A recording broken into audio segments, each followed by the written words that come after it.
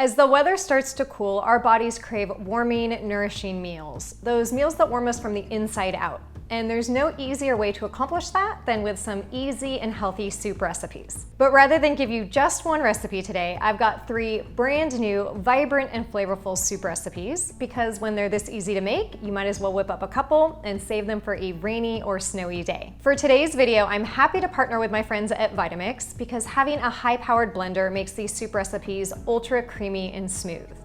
And after I show you how to make them, I'll show you how to meal prep them into individual serving sizes so that you can easily reheat them in the future. All right, let's dive in. Our first soup recipe requires a little roasting, so preheat your oven to 425 degrees Fahrenheit. And the vegetable that we'll be roasting is cauliflower for a smooth and creamy roasted cauliflower soup. Start by cutting the cauliflower in half, then half again. And once you have quarters, you can slice at a diagonal to remove the florets from the stem. Use your knife to cut the larger florets into smaller bite-sized pieces, and then repeat this process with the other quarters until all of the florets are removed and about the same size. Transfer the cauliflower to a baking sheet and drizzle with a couple tablespoons of avocado oil or olive oil.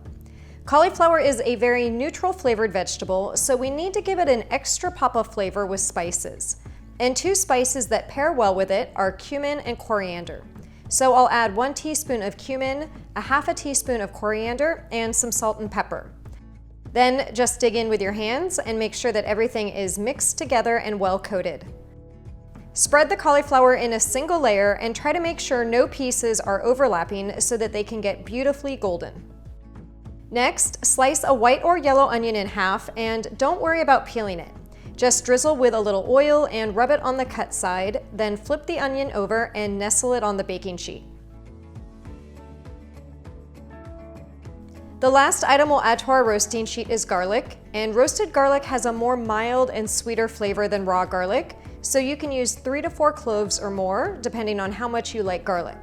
And just like our onion, we don't need to peel the garlic, but I do recommend using a knife to slice off one end, as it will make it easier to squeeze the garlic clove out after it's roasted. Add the garlic to a small piece of aluminum foil and drizzle with oil.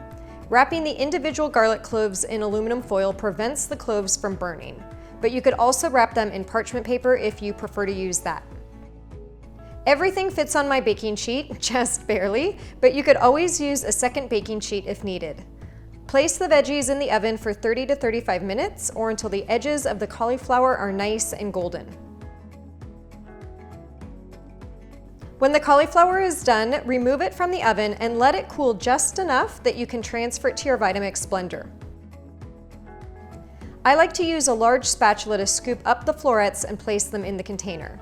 Just remember to save several pieces of cauliflower to garnish the top of the soup when we're done.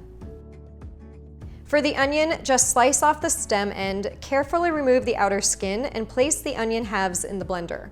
And yes, you're totally fine placing them in as halves. No cutting or dicing is needed. Open the little pack of roasted garlic, and each clove should now be super soft, and you can just squeeze it out of its skin into the blender. Our last ingredient is 4 cups of vegetable broth, so pour that into the container and then this roasted cauliflower soup is almost done. Start the blender on low speed, but quickly increase it to maximum speed and blend for 1 to 2 minutes or until it's nice and creamy. Pour the soup into a bowl, and I like to give the top a swoosh with a spoon so it doesn't look like it's just been poured. Then garnish with a few of the roasted cauliflower florets, toasted almond slices, and fresh thyme for a tasty and low-carb soup recipe that's perfect during the holidays to offset some of those heavier meals. Our next soup recipe is a bit more hearty and filling, and that's because it's sweet potato soup. You guys know I love sweet potato in all of its forms, but a bowl of this thick and creamy soup always hits the spot. To get started, peel 1.5 pounds of sweet potato and slice into 1/2-inch thick pieces. Stack a few slices of the sweet potato on top of each other and then dice those into cubes. In the last video, you saw me roast sweet potato, but this week we'll cook it on the stovetop. So once you've diced up all your sweet potato, place it in a bowl and set it to the side. Next, peel and slice 3 carrots. Carrots, like sweet potato and other orange veggies, are loaded with beta-carotene, so they definitely help to give this soup a nutrient boost. Then slice and dice 1 yellow onion and try not to cry too much like I always do. I've heard that if you chill the onion in the freezer for 10 to 15 minutes before cutting it, it prevents the tears, but I always forget to try that. If you guys have tried that and it works, please let me know in the comments below. To flavor this soup, we'll add some ginger, and ginger is always great during the colder months as it helps to boost our immune system. Just use the back of a spoon to peel the ginger, then slice and finely dice until you have about 1 tablespoon's worth. If you'd like to add a little more, feel free to do so. Heat a large pot on medium heat and add a couple tablespoons of avocado oil or olive oil. Add the diced onion and carrots and stir them for 6 to 8 minutes or until the carrots have softened slightly. Add the fresh ginger along with 2 cloves of minced garlic and a 1/4 teaspoon each of red pepper flakes and paprika for that hint of spice. Stir this together for another 2 to 3 minutes or until it becomes fragrant. Add the diced sweet potato and 4 cups of vegetable broth. And once all the broth is in the pot, I like to give it one last stir to get all that goodness off the bottom. Turn the heat to high and bring this to a boil, then reduce the heat to low, add a lid, and simmer for 15 to 20 minutes or until the sweet potato is fork tender. Carefully remove the pot from the stove and place it next to your Vitamix container. Use a ladle to scoop out most of the chunky bits, and then pour any remaining liquid from the pot into the container.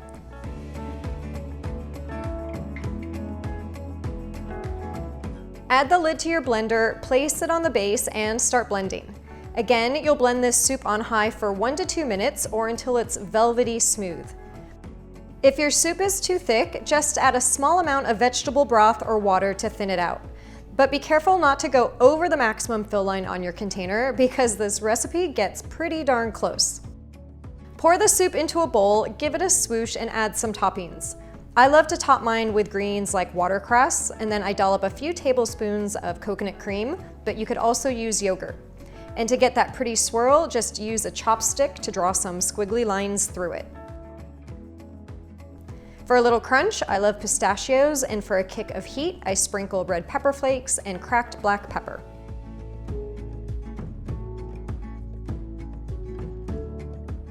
For our last soup recipe, we'll make a vibrant and nutrient-packed beet soup. To get started, peel, slice, and dice 1 parsnip. I love to use parsnip in this recipe rather than potato, just to add some veggie variety. And the bonus is that it still adds creaminess, but has less carbs and more fiber. Next, slice and dice 1 onion and place it in a bowl as we'll take it over to the stovetop here in a second. To add a little zest and spiciness, peel and finely dice 1 tablespoon of fresh ginger. Now, I wasn't very good at eyeballing the right amount here and have quite a bit of extra, but that's fine as I'll save it and add it to my chai-spiced coconut milk recipe tomorrow. All right, it's time to grab our beets. You'll need 3 large beets about this size, and if yours are smaller, you can use 4. Remove the leaves and don't toss these. These leaves are packed with nutrients and are great to saute or add to smoothies, just as you would spinach or any other leafy green. I also recently learned a kitchen hack from Cooks Illustrated, and that's if you spray your wood cutting board with non-stick spray, or in my case, I'm using avocado oil spray, it helps to prevent the beets from staining it and makes cleanup that much easier.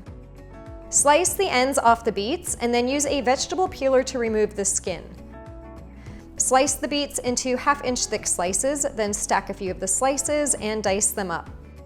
Once you've done this to all 3 beets, scoop them up into a bowl and set them aside.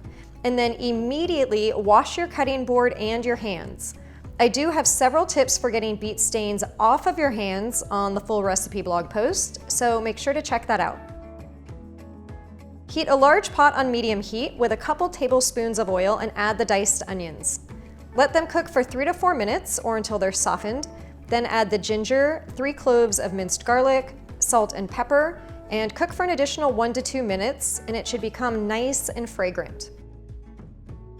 Add the diced beets, parsnips, and 4 cups of vegetable broth. Then turn the heat to high and bring to a boil. Once it's boiling, reduce the heat to low, cover the pot, and simmer for 25 to 30 minutes or until the beets are fork tender. Carefully move your pot next to your Vitamix and use a ladle to transfer the soup to your blender. Then blend for 1 to 2 minutes, just as we've done with the other soups. I get a lot of questions on why I love my Vitamix so much, and hopefully you see why, but honestly, it's because good, healthy food is made in my Vitamix and it's made easier. And I'm a big fan of saving time in the kitchen.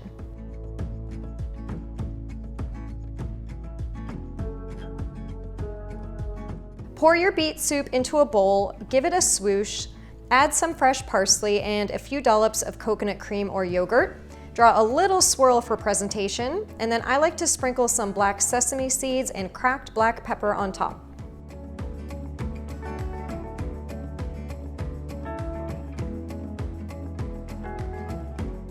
Now, I did promise at the beginning that I'd show you how I meal prep and freeze these soups, and my tried and true method is with weck jars. They're freezer safe, stack on top of each other, and you can reheat them straight from the freezer in the same jar. When you fill them up, just make sure to leave a little space at the top for expansion.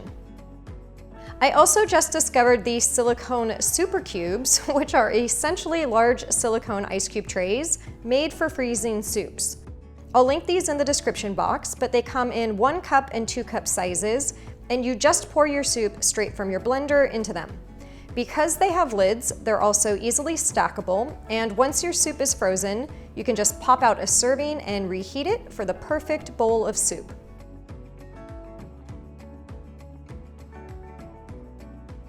I hope you guys love these new soup recipes, and as a reminder, I have several more Vitamix soup recipes on my website, including a butternut squash soup that is a reader favorite, a carrot ginger soup, a roasted red pepper and tomato soup, and a dairy-free cream of celery soup. So you have many options to choose from.